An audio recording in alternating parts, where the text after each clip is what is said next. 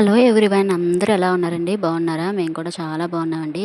ఇదైతే Sunday night vlog అనమాట. ఇంకా రేపు మార్నింగ్ అయితే నేను టిఫిన్ కోసం దోస పిండి అయితే వేసుకుంటున్నానండి. ఈ దోస పిండిలోకి అయితే నేను 1:2 అయితే తీసుకున్నాను అనమాట. ఇది వరకు అయితే అసలు మిక్సీలో పట్టేదానండి, గ్రైండర్లకు చాలా ఇబ్బంది పడేదాన్ని. ఇప్పుడు మా అమ్మ వాళ్ళ ఇంటి కిందకు వచ్చేసారు కాబట్టి నేను అమ్మ వాళ్ళ దగ్గర నుంచి తెచ్చుకొని వేస్తున్నాను. ఇంకండి ఇప్పుడైతే నేనైతే రైస్ ఏం వండలేదండి. మార్నింగ్ నుంచి అసలు ఏం వంట పని ఏం చేయలేదనమాట.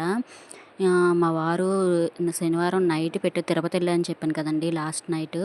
సో, శనివారం నైట్ అయితే ఇంకా దర్శనం కాలేదు అని చెప్పారు. సరే కదా అని చెప్పి అనుకుంటే, ఈ ఆదివారం ఏమో అసలు పొద్దున్నుంచి అసలు ఒక్క వాయిస్ మెసేజ్ గానీ, ఫోన్ కాల్ చేస్తే లిఫ్ట్ చేయడం గానీ ఏం చేయట్లేదనమాట. ఇంకా భయంతోటి అసలు అలాగే ఉండిపోయాను, కానీ అసలు ఏ పని చేయలే. మా అమ్మగారే వండారండి.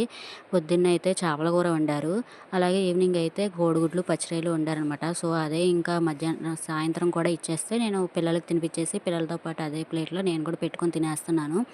ఈ గ్రైండర్‌లో పప్పేసే టయానికి ఇంకప్పుడు మా వారైతే ఫోన్ చేశారండి. హమ్మయ్య! అనుకున్నాను. గుండె టక కొట్టుకుందండి అసల నాకైతే. ఇంక మా వారు ఫోన్ చేసి, "దర్శనం లేట్ అయిపోయింది. ఆహ్, ట వెయిటింగ్ హాల్‌లోనే ఉండిపోయాము. అయితే రేపు మార్నింగ్ అయ్యిద్ది దర్శనం.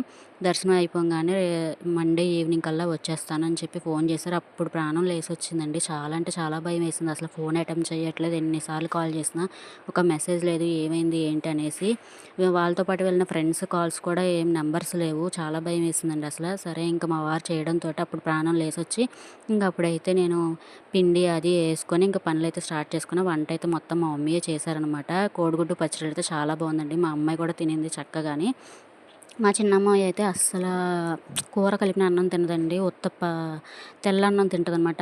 అదే అలవాటయిపోయింది. తెల్లన్నం తిని గుడ్డు నంచుకొని అయితే అన్నం తినేశారు. ఇద్దరు పిల్లలు తినేశారండి ఇంకా.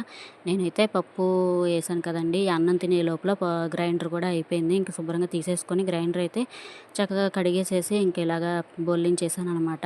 ఇంక ఈ నైట్‌కైతే మా వారు రారు కాబట్టి ఇంక పెందలకడనే లైట్స్ అన్నీ ఆఫ్ చేసేసి ఇంక మేము అందరూ పడుకుంటున్నాం అనమాట. మా పెద్ద పిల్ల అయితే బానే పడుకుండిపోయిందండి. ఇంకా మా చిన్న పిల్ల నా కోసం వెయిటింగ్ అనమాట.